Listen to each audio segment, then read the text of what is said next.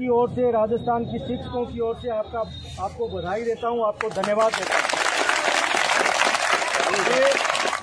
ये बधाई और धन्यवाद इसलिए कि आप जो लड़ाई लड़ रहे हो, ये सही है कि आप अपनी लड़ाई लड़ रहे हो कि आपको रोजगार चाहिए, ये ठीक बात है। लेकिन इसके साथ साथ ये भी ठीक बात है कि ये लड़ाई जो सरकारी स्कूलों में अध्यापक काम कर रहे हैं, ये उनके हित में भी आप लड़ाई लड़ रहे हो। इसका कारण मैं आपको बताना चाहता हूँ।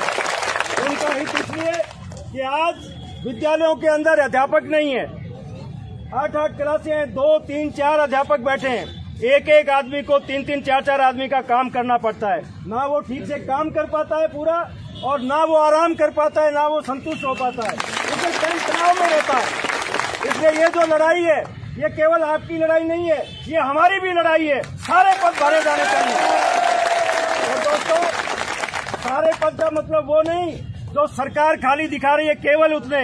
आप जानते हो पिछले 2 साल के अंदर कोरोना उसमें एक बड़ा कारण भी रहा है। सरकारी स्कूलों में विद्यार्थियों की संख्या बहुत बड़ी है। जब विद्यार्थियों की संख्या बड़ी है तो पद भी बढ़ने चाहिए। अगर पूरे पद बढ़ाए जाएं तो हम तो अभी 50,000 की मांग कर रहे हैं, सरकार 1 लाख तक लोगों को नियुक्ति दे सकती है अगर पूरे पद बढ़ाए जाएं। इसलिए हमारी मांग है कि जितने विद्यार्थी स्कूलों में आए हैं उसी के अनुपात में नए पद बढ़ाए जाएं और सारे भरे जाएं, तभी हम सक्षम हो सकते हैं। और ये लड़ाई, जैसा मैंने आपको कहा कि जनता की ओर से भी मैं आपको बधाई देना चाहता हूं, ये लड़ाई जनता की भी लड़ाई है।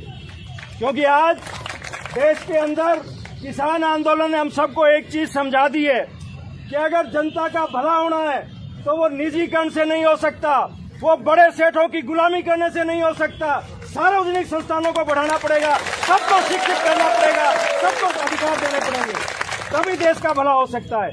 और ये जो आप मांग कर रहे हैं पद भरने की, ये मांग उस जनता की भी मांग है। इसलिए दोस्तों, आपकी लड़ाई केवल छोटी लड़ाई नहीं है, केवल खुद आपकी लड़ाई नहीं है, आपके हित के साथ साथ आप हम शिक्षकों का हित है, विद्यार्थियों का हित है और पूरी जनता का हित है। इसलिए इस लड़ाई को आप मजबूती से लड़ें।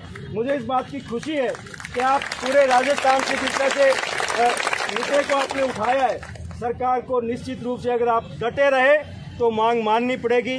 और आज तो हमारे सामने एक बड़ा उदाहरण है, किसान जिनके बारे में ये लोग ये कहते थे कि ये सरकार किसी की बात नहीं मान सकती, ये कानून वापस हो ही नहीं सकते, किसानों ने ये दिखा दिया कि जब पूरा दिमागी रूप से तय करके बैठे कि हम इस मांग को मना करके ही वापस जाएंगे, तो सरकार को झुकना पड़ा, मांग माननी पड़ी। और यही बात राजस्थान सरकार को भी हम कहना चाहते हैं कि ये जो नौजवान जिस लड़ाई को लेकर के निकले हैं, आप जल्दी इस मांग को मान लीजिए, नहीं तो जिस तरह से मोदी घुटनों के बल आया है, राजस्थान की सरकार भी नाक के बल आना पड़ेगा। इस लड़ाई में केवल नौजवान नहीं रहेंगे।